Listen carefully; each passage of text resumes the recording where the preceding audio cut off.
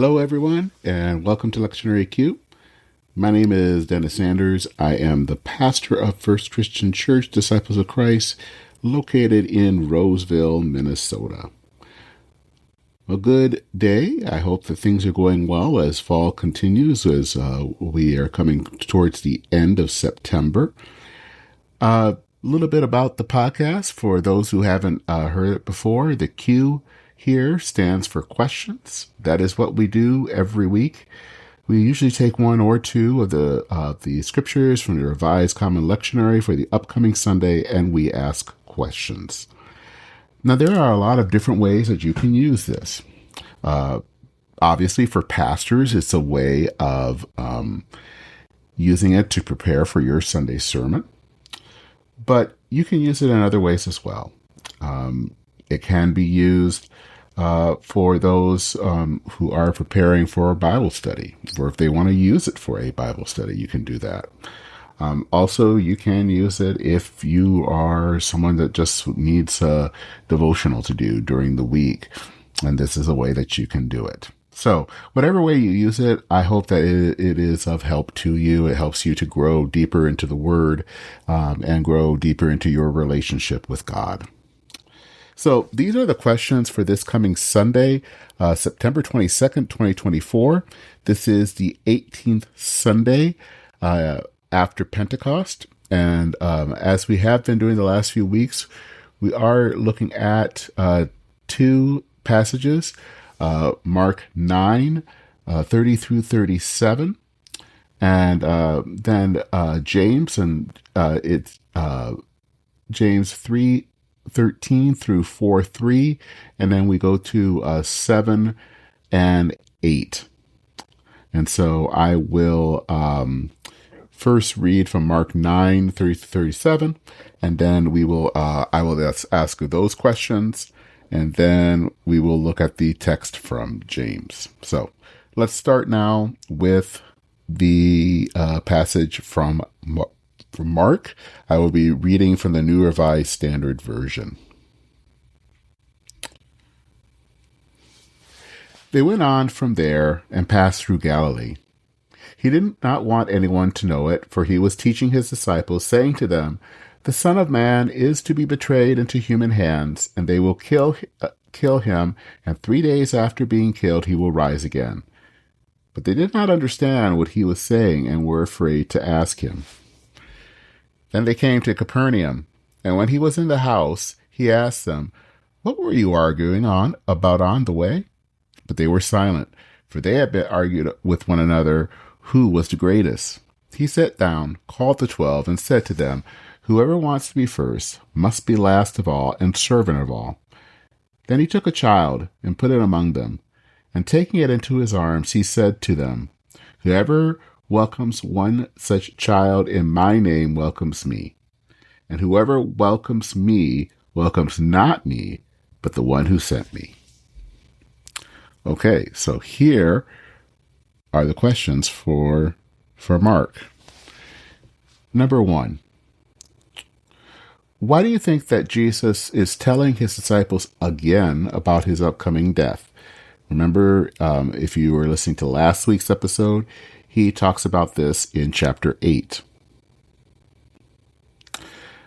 Number 2, do you think that his disciples remained silent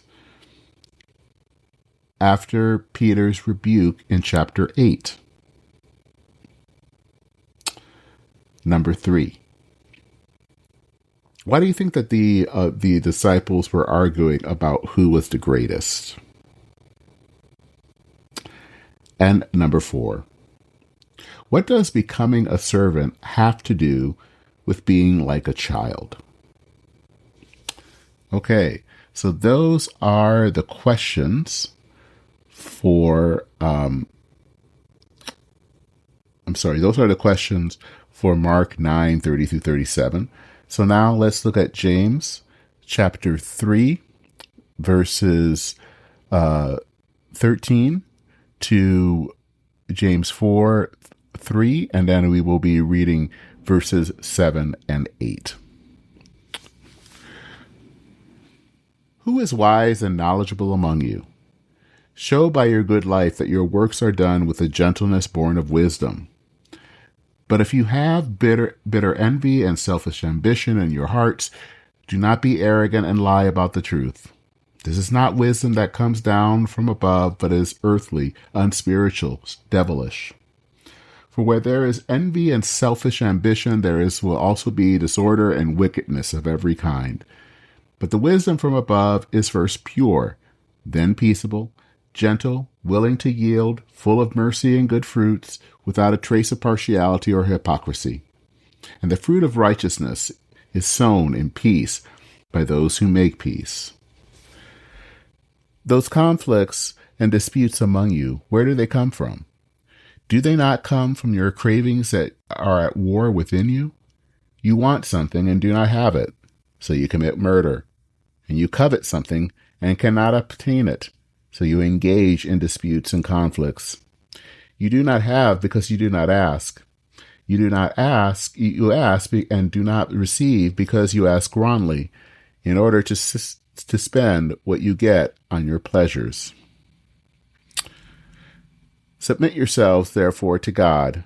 Resist the devil, and he will flee from you. Draw near to God, and he will draw near to you. Cleanse your hands, you sinners, and purify your hearts, you double-minded. Okay, so that is from the passage from James. So here are the questions for this passage. What does James consider wisdom? And what does it look like among people? Number 2, James says there is earthly wisdom and the wisdom that comes from God. So what does earthly wisdom look like? Is it really wisdom? Number 3, James asks what causes conflict among people, relating it to an internal struggle within us. How does that relate to conflicts today? Number 4, what does it mean to submit ourselves to God? What does it look like?